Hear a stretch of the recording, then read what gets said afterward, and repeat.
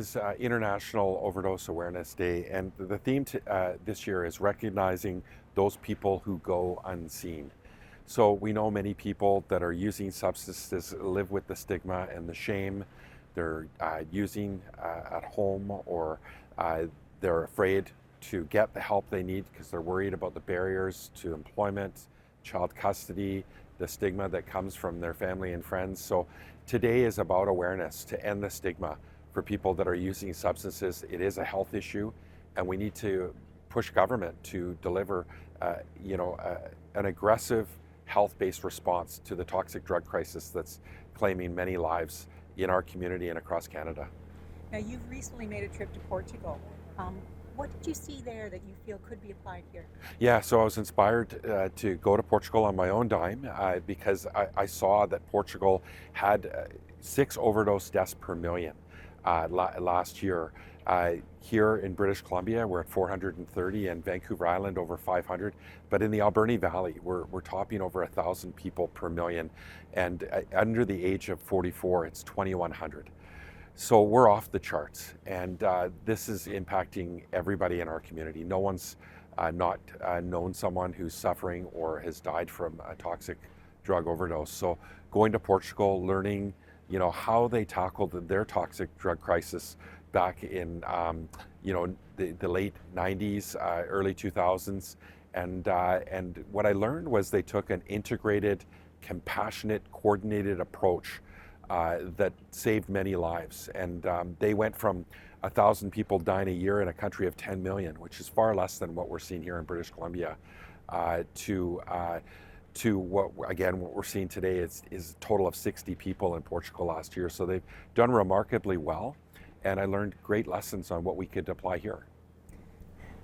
So it's one thing to see something that is working somewhere. It's another thing to actually bring it to fruition here. How can we help you make this happen? Yeah, sure. So one thing I learned in Portugal is how they responded. They responded and treated their crisis as a health emergency.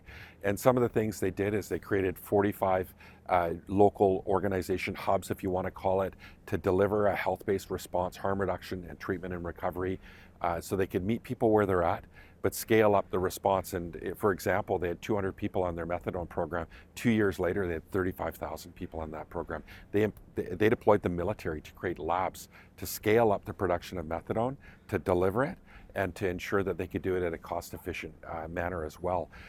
They built treatment centers right across the country so that they could get access, people could access treatment on demand when they needed it in a timely manner, because we know the window's so small when people need help.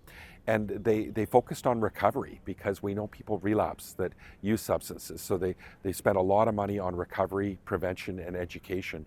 And they also established what they call a dissuasion commission. I'd call it more of a persuasion commission, where they sit down with local experts on social policy, on judicial, and also health experts that check in basically with the user, make sure they're getting the supports and are aware of what supports exist to help them live the best life possible. And that is their focus, is to make sure that people that use substances get treated in a health-based manner, and that they get the best supports they need for success in their lives. And so I was really compelled to bring their approach back. And one of the biggest successes of their approach was they got the politics out of the issue. So they right now we see this ideology war happening right now in Canada, where you've got one party that believes in only treatment and recovery, another one that supports a health-based model, but they're taking an incremental approach. There in Portugal, the heroes in terms of the political spectrum were the politicians took their gloves off. They stepped back from their ideology, and they got behind the experts to deliver and guide them through an evidence-based policy, and they supported that implementation with the resources that were necessary. They developed a plan, which we don't have in Canada, and a timeline, which we don't have in Canada, and they implemented it. So I was really impressed with the fact that they did that. Even when they changed governments through elections, they stuck to supporting their experts and resourced it adequately. So you're saying there's hope?